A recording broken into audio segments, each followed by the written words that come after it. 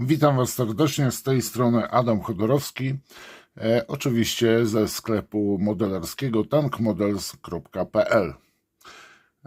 Tak jak zapowiedziałem w szorcie, dzisiaj kolejny odcinek poradnika modelarskiego i chciałbym Wam zaprezentować najnowszy produkt, nowy podkład na rynku. Jest to podkład od firmy Fine Art, znanego dystrybutora aerografów Fine Art. I posłuchajcie, dzisiaj chciałbym Wam zaprezentować ten podkład. Tak jest pakowany i jeżeli go kupicie, to mniej więcej tak wygląda. Tutaj troszeczkę się rozwarstwia, ale spokojnie, to jest tylko i wyłącznie, kiedy on sobie stoi i jest nieużywany. Tak prezentuje się mój podkład. Jest on już wymieszany, w środku są jeszcze kulki i jeżeli dość długo się nie używa podkładu, należy po prostu najlepiej mieć właśnie włożone 3-4 kulki stalowe, które są oczywiście dostępne też w moim sklepie. Dobrze wymieszać około minuty, jeżeli długo stoi, tak żeby po prostu nie było rozwarstwień. Jeżeli chodzi o kolor, to w tej chwili jest tylko i wyłącznie ten kolor szary. Pisałem już do producenta, czy zostanie wydany również aerograf, ten aerograf, farba podkładowa w innych kolorach. Test tego podkładu będzie na 2 aerografach. Jeden aerograf to jest tak zwany aerograf z wyższej półki. Jest to oczywiście Evolution Solo Line z dyszą 0,2 oraz aerograf od Fine Art. Jest to taki pancerniak. Produkowane one są w Chinach i z racji tego, że nie wszyscy posiadają, powiedzmy, te drogie aerografy, test przeprowadzę również na tak zwanym Chińczyku. Jest to Fine Art 180X z dyszą 0,3. Ja tego aerografu używam właśnie do malowania z 0,3 do dużych powierzchni, głównie jak maluję coś, co ma być jednobarwne, ewentualnie stosuję go do farby podkładowej. Oczywiście jeżeli chodzi o Evolution, nie ukrywam, też nim maluję duże powierzchnie, ale jeżeli chodzi, na przykład ktoś maluje 3,5, no to wiadomo, że 0,2 dyszą, no to trochę trzeba się nachetać. Dużo dłużej takie malowanie trwa. Teraz tak, jeżeli chodzi o dawkowanie farby podkładowej do kieliszka, no to wiadomo, że w zależności od kieliszka, jego wielkości, ale bez względu na to ja wolę na kilka razy pomalować sobie model. Nie wlewam w każdym razie po kokardkę tutaj farby podkładowej, tylko po prostu odpowiednią ilość. Dlaczego tak robię? Dlatego, że po prostu farby podkładowe mają to do siebie, że jeżeli nalejemy samej farby podkładowej do kielicha, to wraz z czasem malowania one potrafią gęstnieć, już zasychać, w ten sposób powiem. Szczególnie się to dzieje w tym miejscu, gdzie jest po prostu ta osłona iglicy. Tak samo jest w przypadku Evolution. Tu po prostu ze względu na zawirowania powietrza po prostu ona osadza się na tej krawędzi tutaj i zaczyna zapychać nam to miejsce, gdzie wychodzi igła i jest również dysza.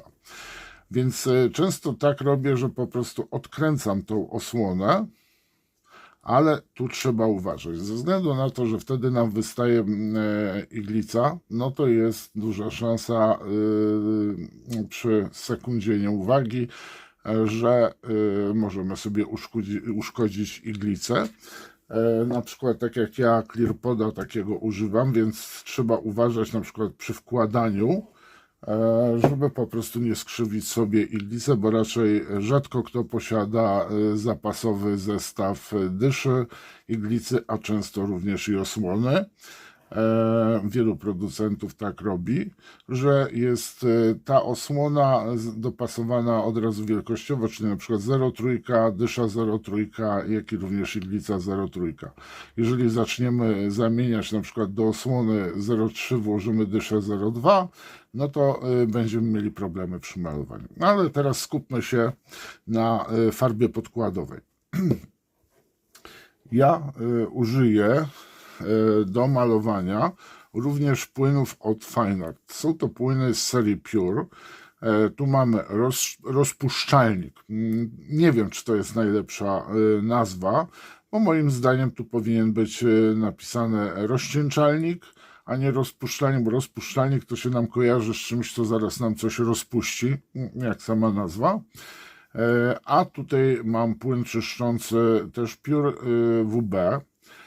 Jeżeli chodzi o rozcieńczalnik, to jest to uniwersalny. Są również na przykład rozcieńczalniki z opóźniaczem. Opóźniacz dobry jest przy malowaniu, jeżeli malujemy dużą ilością. I posłuchajcie, wtedy jest z tak zwanym retenderem lub flow improverem, takim mieszanki sobie stosujemy, że jak malujemy dużą powierzchnię, no to wtedy najlepiej też mieć aerograf z 0,5 dyszą. Ja ostatnio widziałem właśnie na Facebooku, ktoś malował lotniskowiec, pokład. No i się nieźle namordował. Miał aerograf tak zwanego Chińczyka, dość tani aerograf, który no mu się przytykał z dyszą 0,2. No powiem wam, trochę się uśmiałem, a z drugiej strony mu współczułem, bo po prostu jeżeli mamy dużą powierzchnię, to wtedy 0,5 najlepiej z daleka. Właśnie i tu trzeba zwrócić uwagę, farbą podkładową nie malujemy, tak, tylko z dużej odległości.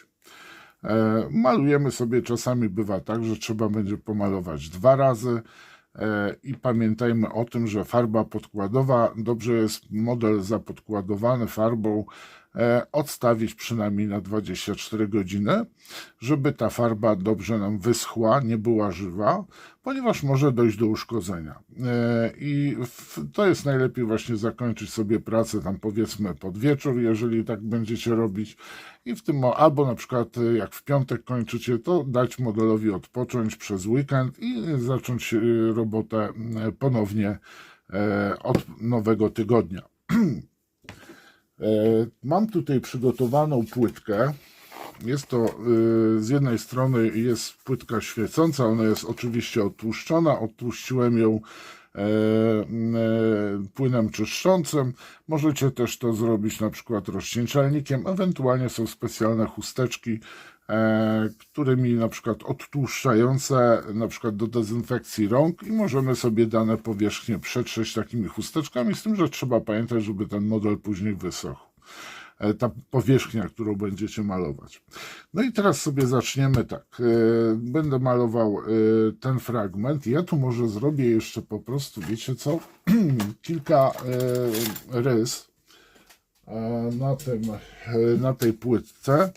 No bo ponieważ jest detal na przykład na modelach typu linie podziału, tak, i żeby nie było coś takiego, że na przykład ten model zostanie powiedzmy zalany za pomocą farby podkładowej. Tu sobie te rysy zostały zrobione. Są one bardzo delikatne, bo ta płytka jest dość twarda. Ale w każdym razie rysy się znajdują i zobaczymy sobie, jak będzie ta farba podkładowa zadziała na to, czy zaleje całość, czy nie. Pamiętajcie, że nie warto lać dużym strumieniem, tylko na przykład tak, żeby raz pokryło, a następnie sobie malujemy drugi raz na przykład. Ja jeszcze sobie raz wymieszam. I teraz tak, możemy wlać bezpośrednio posłuchajcie, samą farbę podkładową, ale ja inaczej to robię. Jeżeli chodzi o farby podkładowe, to najpierw sobie wlewam na przykład raz, dwa, trzy, cztery, 5 kropel rozcieńczalnika i następnie 2, 3, 4, 5, 6, około 10 kropli po farby podkładowej.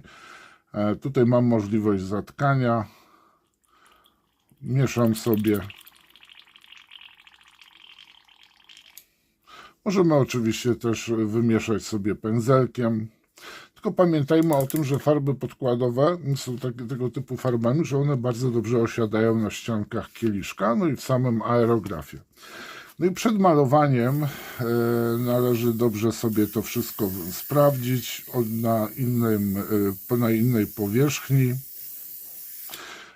Jeżeli chodzi o ciśnienie, to u mnie jest w tej chwili ciśnienie 20 PSI. No i sobie zaczniemy teraz malować.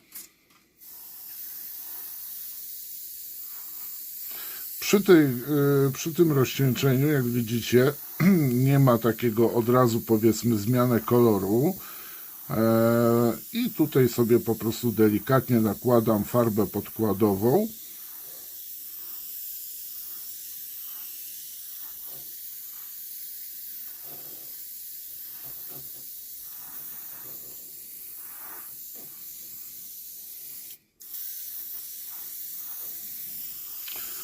I z daleka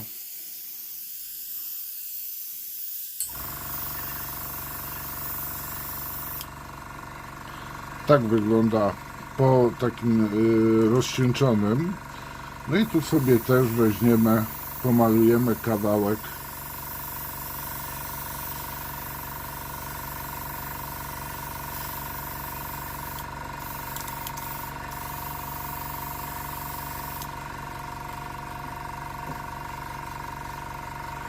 Tak prezentuje się powierzchnia pomalowana pod farbą podkładową.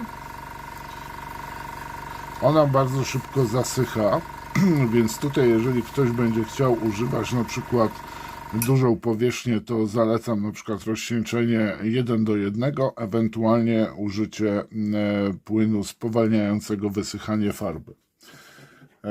Teraz sobie przemyję, już się skończył podkład, przemyję sobie aerograf i przejdziemy do następnego. A propos mycia. Wlałem tutaj sobie właśnie płynu do czyszczenia i jak widzicie, już tutaj zachodzi reakcja. Ta farba, płyn zaczął działać.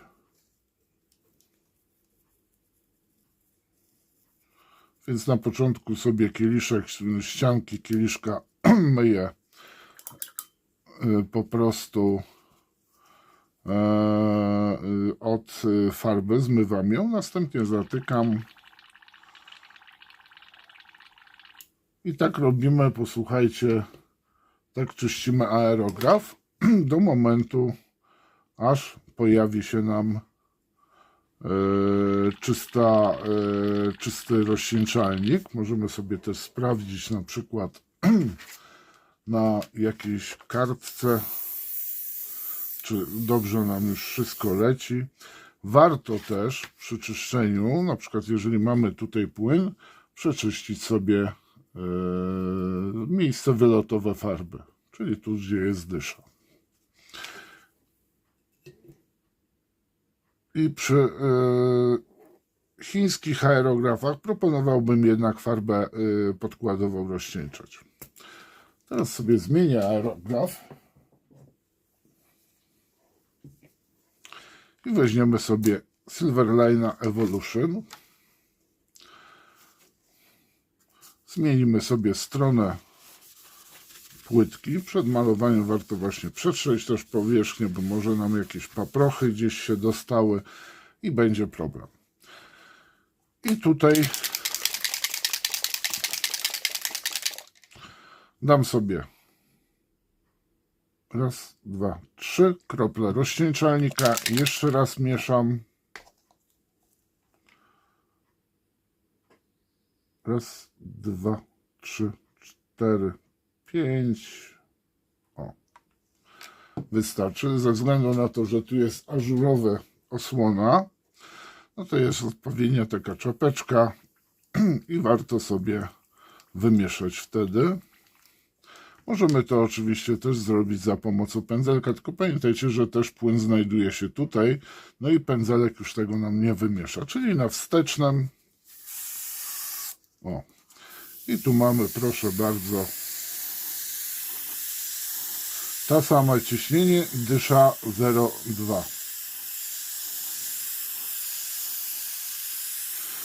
Więc osoby posiadające Chińczyki proponuję, żeby jednak stosowali nawet farbę podkładową, rozcieńczali, posłuchajcie, 1:1, czyli 50-50.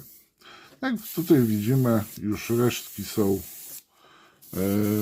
farby podkładowej. Jak widzicie, z daleka to maluję, tu jeszcze nam wylatuje farba. O, teraz nam się skończyła. No niestety droższe aerografy, znaczy niestety, no dla osób, które no nie mają w tej chwili środków, aby przeznaczyć na zakup powiedzmy takiego aerografu od 700 zł, no to troszeczkę mogą się męczyć przy Chińczykach. No taki urok tych aerografów jest. Ja oczywiście rozpoczynałem tak samo swoją przygodę z aerografią od Chińczyków. No i trochę miałem problemów od momentu, kiedy stałem się posiadaczem już lepszych aerografów i no to mój komfort życia poprawił się znacznie. Nie tracę już tutaj nerwów. I tak samo tutaj właśnie jak czyszczę, no to na wstecznym, żeby nam się wymyła z kanałów oczywiście dobrze farba. Nie ma co szaleć ciśnieniem, delikatnie sobie naciskamy, żeby ta farba się po prostu tylko i wyłącznie tam dobrze wyjęła. Wylewamy. No i na chwilę obecną, posłuchajcie, teraz sprawdzimy sobie na tym aerografie, bo tu niestety ta butelka, nie lubię tego typu butelek, ponieważ zawsze się coś rozlewa. I teraz wezmę sobie bezpośrednio 1:1. Kilka kropel wlewam właśnie farby podkładowej. Sprawdzam zawsze obok.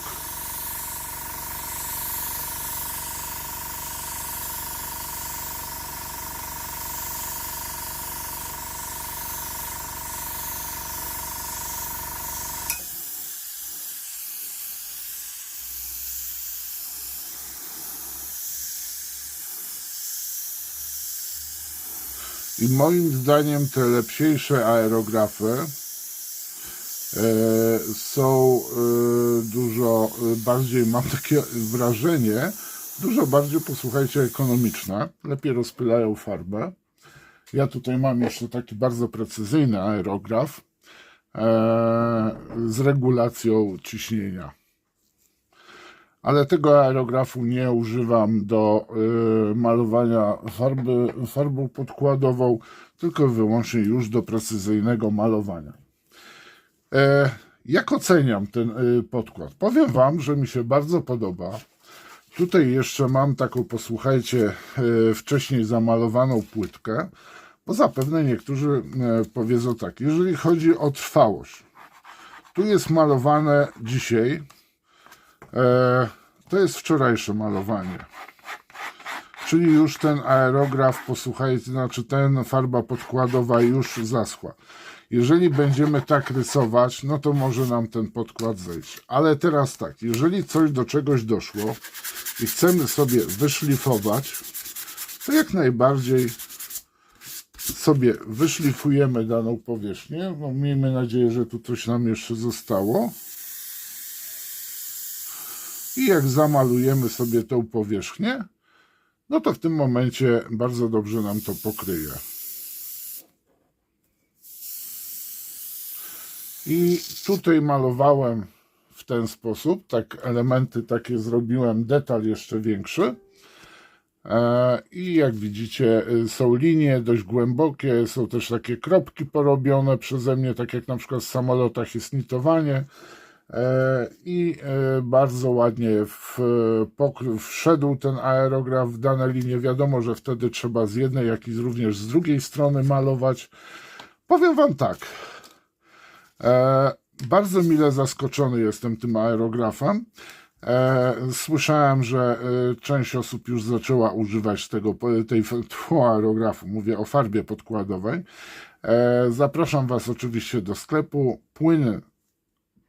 Znaczy tutaj tak, farba podkładowa, płyny zmywacze, jak i również różnego typu rozcieńczalniki do farb znajdziecie w stałej ofercie mojego sklepu.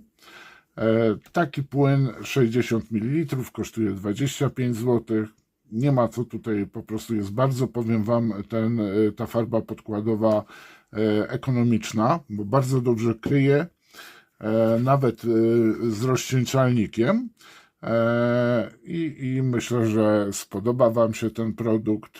Link do farby podkładowej, jak i również chemii od Fine Arta znajdziecie w opisie sklepu. Jeżeli podobał ci się ten film, daj lajka. Jeżeli nie masz suba jeszcze, nie subskrybujesz mojego kanału, to daj suba również. Kliknij w dzwonek, będziesz informowany na bieżąco o nowościach na kanale. Zapraszam również do wspierania kanału. Pamiętajcie o jednej rzeczy. To, co ja pokazuję, to nie są rzeczy, co dostaję od producentów. Są to produkty kupione przeze mnie w celach testów. Też pokazuję wam ten model i jeżeli coś jest nie halo, no to wiadomo, że wspomnę o tym, że mogłoby być lepiej. No i na przykład to również mówię, jaki model czy też dany płyn dla danego użytkownika jest, powiedzmy.